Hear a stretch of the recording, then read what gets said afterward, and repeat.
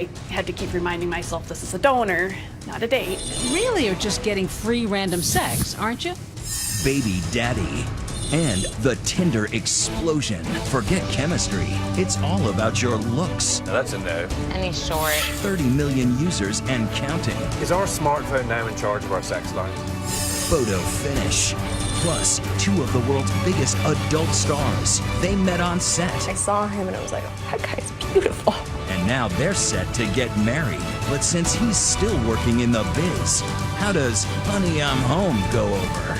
It doesn't bother you that when Manuel goes to work, sometimes that work involves having sex with other women? Strange bedfellows. And men have Viagra. So do women. This has been called a female Viagra. But the government won't let them have it. This was supposed to be my sexual prime, and I've got nothing. Tonight, New World. We can't even tell you what that guy said.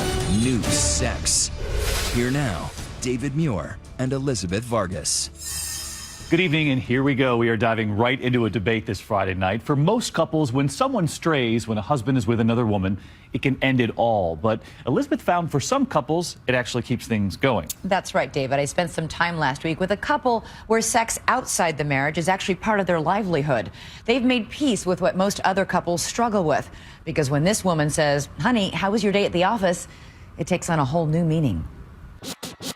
The seductive lights of Hollywood lure thousands each year in search of their big break. For Caden Cross and Manuel Ferreira, that dream came true. Your business from the outside looking in, it looks like it would be easy and fun. Yes, you know, you're putting a camera in front of two people who are doing something that comes naturally.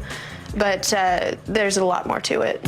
But these two don't live on Rodeo Drive in Beverly Hills, and their films are not playing at your local theater.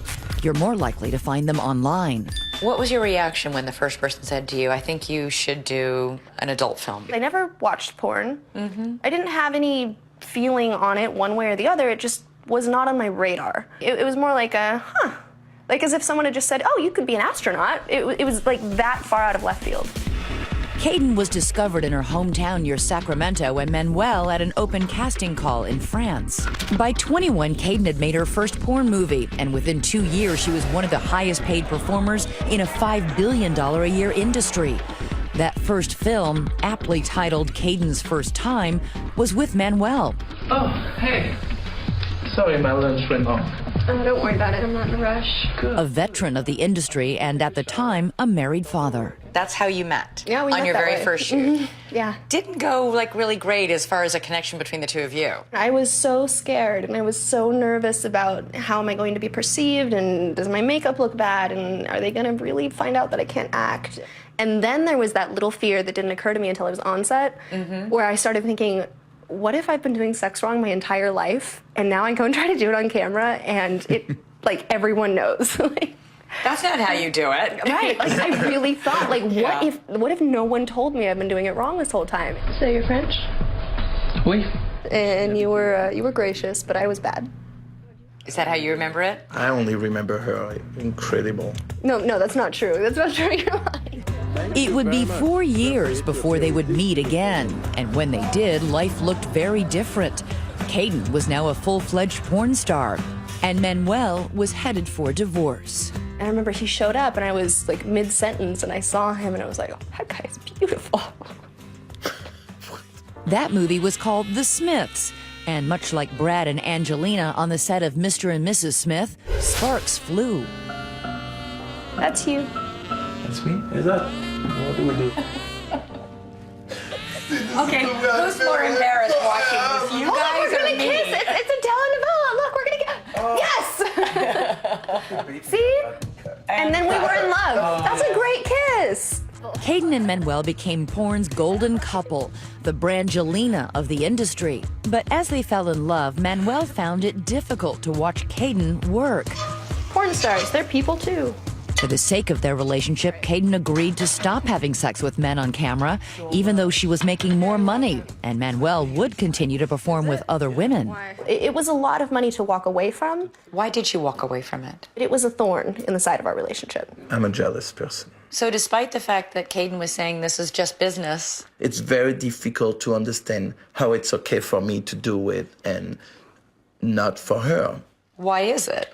I know that when she did scenes with other guys, she would come home to me and love me. And I know that, I also know she was really good at her job, so it made it a little difficult. He just didn't want me there. And I could see it in his eyes. It wasn't like he went crazy. You could just tell it bothered him, it hurt him.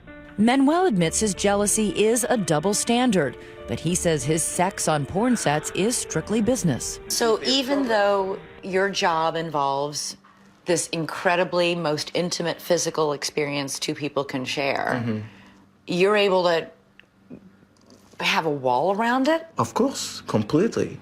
It's not because I'm having sex with a person in a scene that I'm gonna hold hands with her after the scene. We're done, we're done. Good morning. Today, Caden has taken on a new role, more domestic goddess than sex goddess. Hi, Papa. 9 months ago, she and Manuel welcomed a daughter. And these days, the woman who starred in more than 70 adult films is more likely to be found at the park than on a porn set. It's a new spin on the common perception of a porn star. Both Caden and Manuel went to college. They're both family and career focused. And Caden's even a burgeoning writer for many publications, most notably the New York Times. Do you think people would be surprised to see how the two of you live, how pretty normal this is? A lot of people are. I often hear people say, oh, you could have done anything. Why did you do this? And then I sort of want to explore that. I'm like, okay, well, tell me what anything is and how it puts me at age 29 with the love of my life and a baby in a nice house with my retirement set up, a good chunk of money in the bank, residual income, and all the free time to spend with the people I love. Okay, so you can be talking as you come up. Manuel has started directing his own films.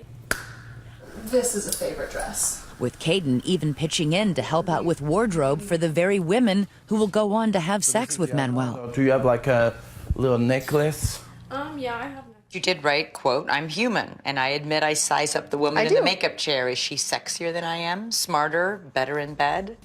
Yeah, I do. I size them up. Doesn't mean I get threatened and feel like you can't go to work. No, but I'm aware. I'm watching. Think that sounds progressive?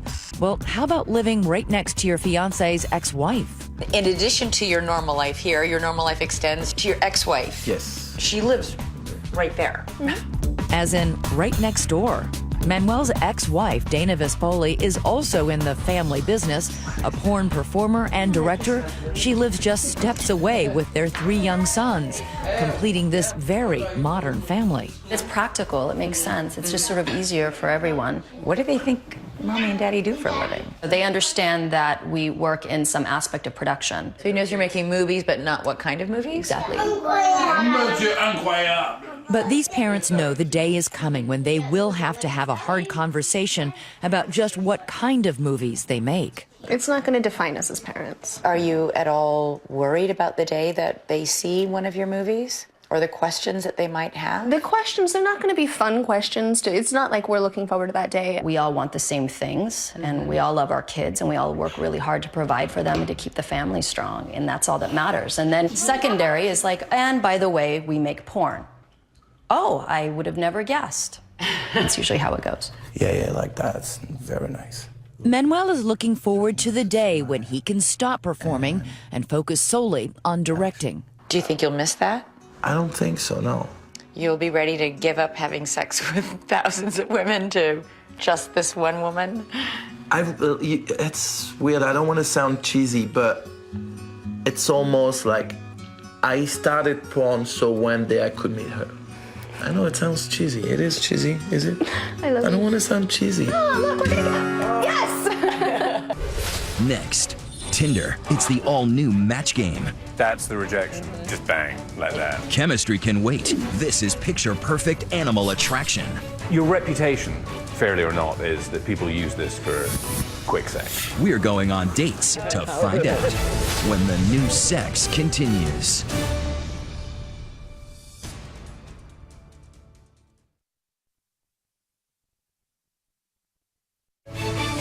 2020's The New Sex continues. Here now, Nick Watt. No. Yeah, that's a no. Alyssa here is deciding, often in less than a second, whether she finds a slew of guys attractive or not. So this is you rejecting them? No, this is me swiping through all their pictures and then That's the rejection. Just bang, like that. Stephen is doing the same. It seems ridiculously simple. It is ridiculously simple. Tinder. It's revolutionary. It's all about the way you look, period. Online dating sites like Match.com and eHarmony promise Ms. or Mr. Right, but first a long questionnaire. Tinder offers Ms. or Mr. Right now with as little background information as possible. I just feel like my generation, it's like if there's an app for it, it's easier to do. And it's instant. Yeah. It's not that you're lazy, it's just that this is now It's available just to you, so why would you do it any other way? Exactly. Swipe right on a photo if you like it. Okay, so yeah, so she's cute. So is that a yes? Swipe left if you don't. Just a bad vibe. Yeah. If you both swipe right, You just got a match there. it's a match. You message, maybe meet, maybe more, maybe marriage. You have hooked up with girls through Tinder. Your mum's not watching. Yeah, I have. Are we talking once or twice? Are we talking 65 to 70 times? I mean, Let's just say I have. how many matches have you had on this? 1,775. Or we That's a both lot. said we were both attractive. Yeah, it is a lot. All the cool kids are doing it. 1.3 billion swipes every day, according to Tinder's founder and CEO, 28-year-old Sean Rad. All this swiping has landed him cover boy status on this month's Forbes magazine. You're just the modern day Hugh Hefner, promoting sex, selling sex, right? No. We are making it incredibly easy for two people to meet. What they decide to do with those relationships is totally up to them. Meetings based on maybe 4 photos and maybe a one-line blurb. Star signs, favorite movies, favorite food, whether you like George Michael or not. I mean, that doesn't matter. It matters in the long run, maybe, but when it comes to developing that initial impression, we don't believe that that is necessarily the most important factor. We hate to admit it as a species, but looks probably matter most. You look at one photo, Sure. which is kind of caveman. It's efficient. You know, somebody told me the other day that he has been exposed to more women in the last year than probably his ancestors have in a lifetime. Rad boasts he met his own girlfriend on Tinder. He swiped right and he matched heiress Alexa Dell, daughter of billionaire computer magnate Michael Dell. He was lucky. It's a very simple idea. Simplicity is sometimes very complicated. If the balcony scene from Romeo and Juliet was the old sex, See how she leans her cheek upon her hand. then Tinder is the new sex. Half of its users are between the ages of 18 and 24. I know when I don't like somebody, I can tell immediately. Just gut Yes, yeah. intuition. Alyssa, by the way, made a match, set a date. Well, I don't really know that much about him. We'll get back to that a little later. Tinder has penetrated society so deep that popular video bloggers like Chris Thompson are ranting about it on YouTube. For every shirtless bag on there, there is a duck-faced idiot girl. Me and my grandma. Dude, perfect.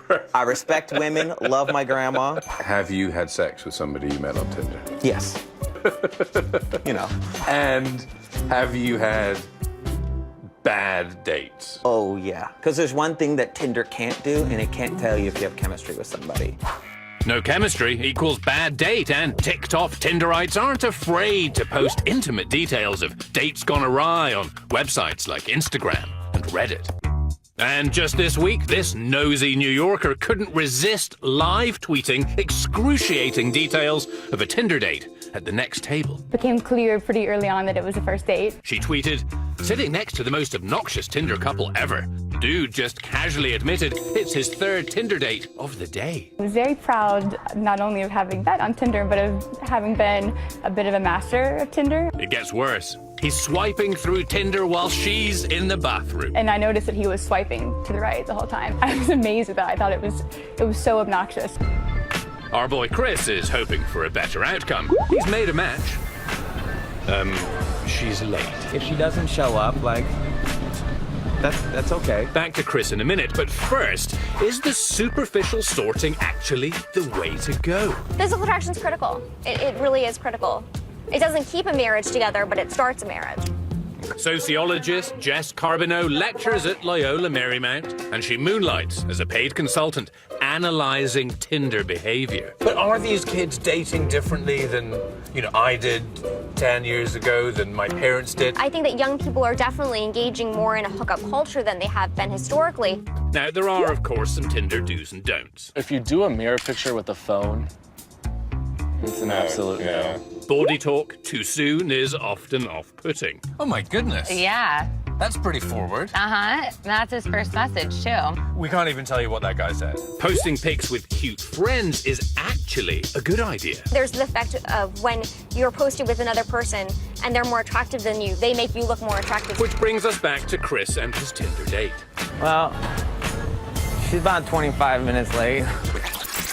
Maybe she's just getting extra pretty for me. The lovely Dana is a show. Hey. How are you? The hardest part when it comes to Tinder is that you don't know if they're going to be how they represented themselves. And she did. She represented herself true. She's awesome. He's got a great personality, super sweet, and I thought we'd have a lot in common. And Alyssa's date, Brian, showed up too. And so did I. Seem to be getting on. He's relatively good looking. You both matched? Mm-hmm. What did you like online about each other? You know what? I didn't put much thought into it. I really... Jeez, wow. And why did you swipe yes on this guy? Blue eyes. The blue eyes, the dark features. Yeah. Tan. The blue eyes are working for you. Definitely working for you. Yeah. Alyssa telling us she found herself a good one. So what do you think? Well, I think he's really cute. Yeah. Yeah. This could be Tinder working.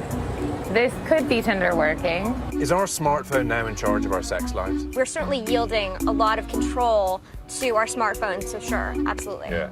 My phone now controls my sex life. In a way, yeah. So if you use Tinder, let us know on Facebook and Twitter. We're live tweeting tonight, so join the conversation. Use hashtag ABC2020. Next, behind this motel door is a no-tell world until now. How do you come to this decision to have sex with a stranger, to have a baby? When the new sex continues.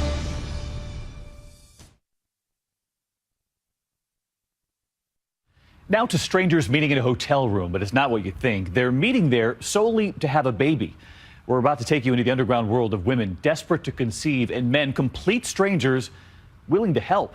Deborah Roberts with the hidden way to build a family. 23-year-old Kyle says he has the right stuff to be anybody's baby daddy. Right now I'm attending university. Both my siblings are engineers. The nuclear engineer is actually my twin. I eat only sperm-friendly food. Sperm-friendly food? Sperm-friendly food, yeah. Wheat, brown rice, stuff like that. Studying for his master's in accounting, he's also a donor, offering his sperm free of charge to women desperate for a baby. How did you come up with this idea of inseminating women? I knew a girl and she was like, oh, you should be like a sperm donor because, you have like good genes and stuff. You're not getting paid. What's in it for you besides random sex with a lot of women? It's kind of like, wow, like I just made life, like I'm passing on my legacy and giving these people kids. He's part of the online underworld of natural insemination, where some believe that having sex with sperm donors is the best hope for pregnancy. Here's my ad I posted. I just put like a picture of me as a kid and a picture of me as an adult. All this talk about sex with a random stranger got even stranger when we went to Kyle's home. I'm about to see my recipient. I'm just making my bed, making it look nice. Yes, this is where life may begin, with a boost from Kyle's so-called superfood, Naked Juice. Ready to get someone pregnant. But who's the mystery woman about to walk into Kyle's life? We hid her identity since her family doesn't know her secret. My name is Serena. A 44-year-old insurance broker, she's never been married and longs for a child. Sometimes career and life just gets in the way, and then, oops, I'm 38. Oops, I'm 40. With costly sperm clinics out of her reach, Serena turned to the internet for help. What if you could afford in vitro? Would you go that route? Absolutely. Without a doubt, I'd do in vitro. I'd go to a cryobank if I could afford it. This is baby making day. It takes her 2 hours to get to Kyle's. Kyle is white, you're black. Did you specifically want a white donor? No. I'm from a multicultural family, so I'm not going to say, well, he has to be, African American. What makes you think you're going to get pregnant at 44? I still have a strong feeling in my heart that I'm meant to be a mom. Hey, how you doing? He's 23, you're 44. Yes. I was just thinking, oh my God, am I a cougar? You're like young. Do you think he would be a good biological match for you? Awesome. Yes, I think he is the right match for me. Looks like we're ready. 20 minutes later, the deed is done and the waiting begins. It went well. Just waiting like 30 minutes for the sperm to settle. So you have sex, and then what after? He makes sure that I prop myself up, and that's what he does his homework. Homework? I have this essay I want to get your thoughts on. This is really good. What grade would you give it? Be honest. I would say 86. And then you walk out and thank you, see you later. It's like, see you next time. Have fun. I'll see you later. Bye. That's if she isn't pregnant in a few weeks. I know Kyle's smart. It's hard to find the right donor. In fact, a third of women online opt for natural insemination. Among them, this woman we'll call Catherine. She already has an adorable 4-year-old son, but longs for another child. How much does this mean to you to try to get pregnant? Oh, it means everything. And I want my son to have a sibling, most of all. Afraid of what her friends might think, she asked us to remain anonymous. I always had that fairy tale growing up, thinking I'd find the right man. Hopefully I find the right man eventually, but maybe he won't be the biological father of my children. After 3 failed tries with artificial insemination, she's convinced the old-fashioned way is better, though medical experts dispute that. I had read a couple of books that talk about fresh semen being a lot more effective than frozen sperm. When she met her donor at a local coffee shop, he nearly stopped her heart. I thought he was cute. I was kind of like a giddy schoolgirl in a way, but yet I had to keep reminding myself this is a donor, not a date. They had sex only once, yet she can't shake the memory. And when he left, what was that moment like? Well, it was sad, but it's the route I've chosen, and that was the hard part. It's still a hard part. While Catherine tries to navigate this complicated balancing act, 1,000 miles away, a man who calls himself Joe has no illusions about love. I prefer to meet in a hotel. We agreed to hide his face and disguise his voice because of the double life he says he leads on the web. I have a Clark Kent life, and then I have a Superman life.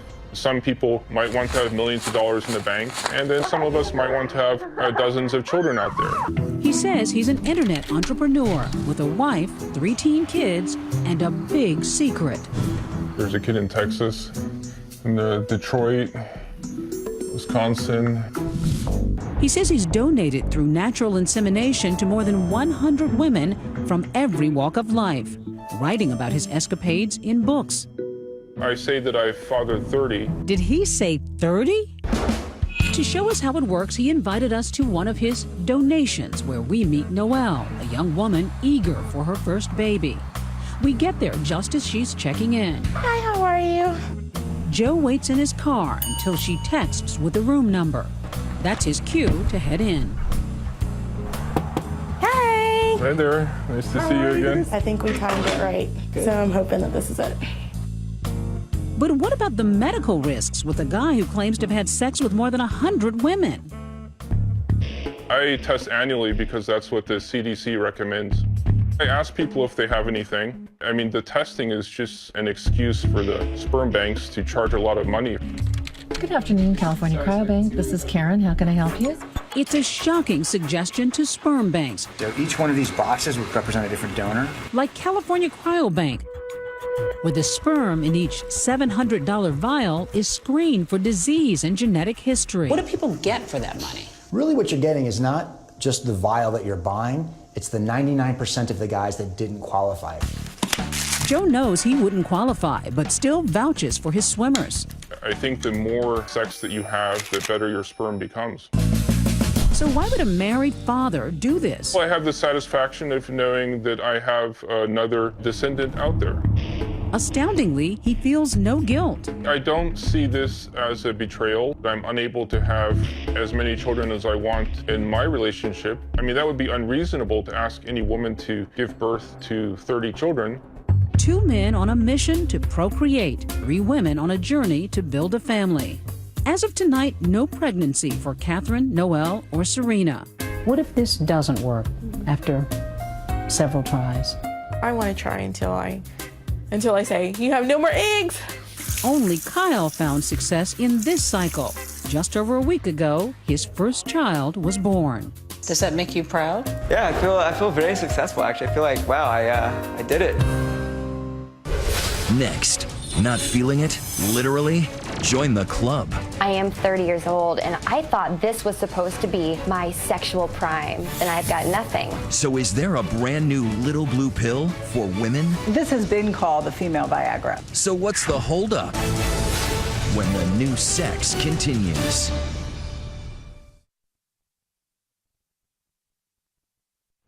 It is the latest holy grail, finding a sort of Viagra for women. 25 such products are on the market for men, but nothing for women and their satisfaction. Men have a little blue pill, so why not a little pink pill for the ladies? Mara Schiavocampo found out the answers are a lot more complicated, just like female sexuality. Sex. Sex tips. Orgasm. The big O. The talk of the talk shows. Faking orgasms to me totally depends on how much money is involved. How much did you say is in that 401k? Woo! But in a world where women are told they can have it all, when did making it turn into just faking it?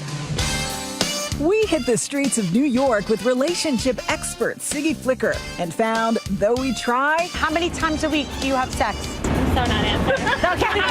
And we try. Are you satisfied with your sex life? Yeah, you got it. Almost half of the women in America say they can't get no satisfaction. But 1 in 10 women has no sexual desire at all. It's a little-known condition called hypoactive sexual desire disorder. Sex just seems like so much work. You have had sexual interest, it's reduced. You're bothered by this. It's not just reduced, it's stay away, I don't want that, put that thing away. Even young women can lose their mojo.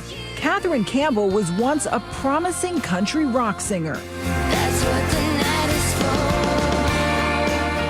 She was known for her brash confidence, her sexy strut. I used to love being in front of people. I used to love singing on stage. I used to love performing. I had a certain sexual attitude. But when this young mother of 2 hit her sexual prime, everything suddenly shut off. There was nothing sexual that I feel about myself. And so my confidence is gone. I don't want to be in front of people. A lot of people think that this is something that people go through later in lives. Did it surprise you to be feeling this way so young? Yes, and it was devastating, honestly, because I am 30 years old and I've got nothing. It's not that we stopped having sex. It's just out of obligation. We asked Catherine and her husband Chris which one is most likely to initiate sex. It actually may have been more me initiating before this problem, before I realized I had a problem.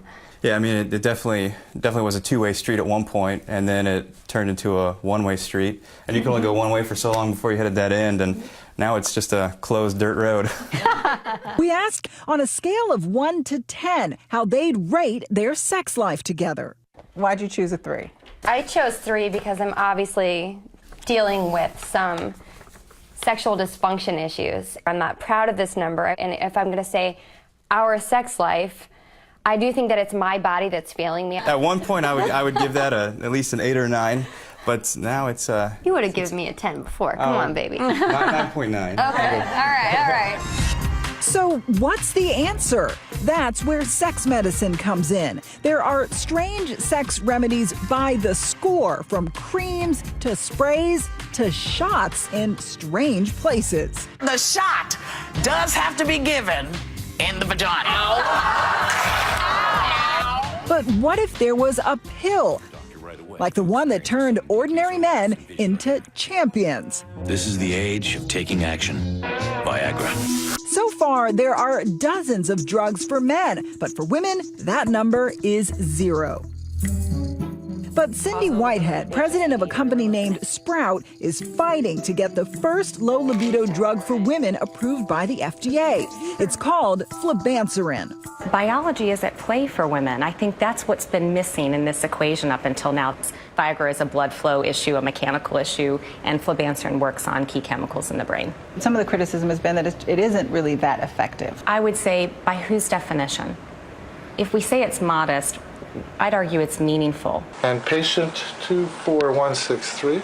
This woman volunteered for the Sprout trial. Istanbul. Barbara Gattuso and her husband Greg once had the perfect marriage. When we were first married, I would initiate no matter where we were, on a construction site, behind the bushes, behind a tree, in an empty house, and pretty soon there was just nothing. I mean, I would go to bed early so I could avoid my husband's approach. But after 5 days on that little pink pill, her sex drive came roaring back. On the medication. On the medication, I chase him. So in the perfect world of female Viagra, how many times a week would Barbara and Greg want sex? Is that 13?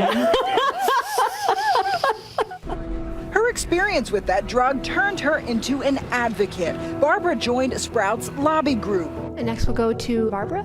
We followed her to Washington, where she testified at the FDA.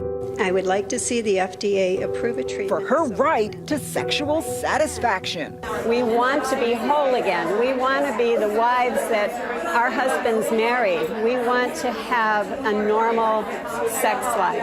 But the FDA said that flibanserin's modest benefits were outweighed by its risks and turned it down. Despite the setback, Cindy Whitehead just did new testing on flibanserin and hopes to resubmit the drug for approval next year. You know, one thing that Sprout and the FDA always agreed on is the fact that this is an important unmet need. As for Catherine Campbell, she now believes that little pink pill may be her last hope. I will be the first person in line waiting to get my hands on it. I want an option for me. I want an option for a woman that works. Next, dating for dollars. It's like eBay, except you're bidding on a person. So you're getting ready to go on a date with what's his name again? I forgot. But she really likes you. What's your price? Are the men expecting sex after paying big bucks? When the new sex continues.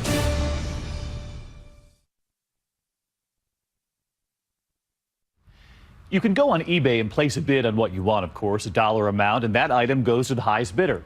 So what if you could do the same thing for your dates? Name your price? As Paula Ferris found out, now you can, and that's where the controversy starts.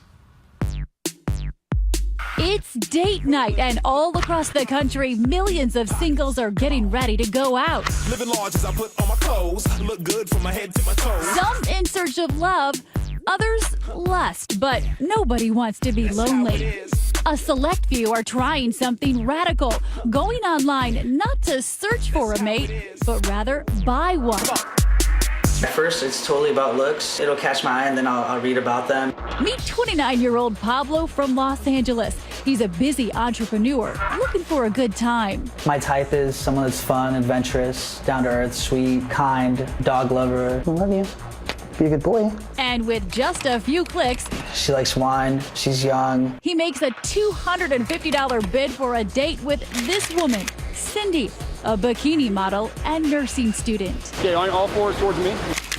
Yes, he's paying big bucks to take her out.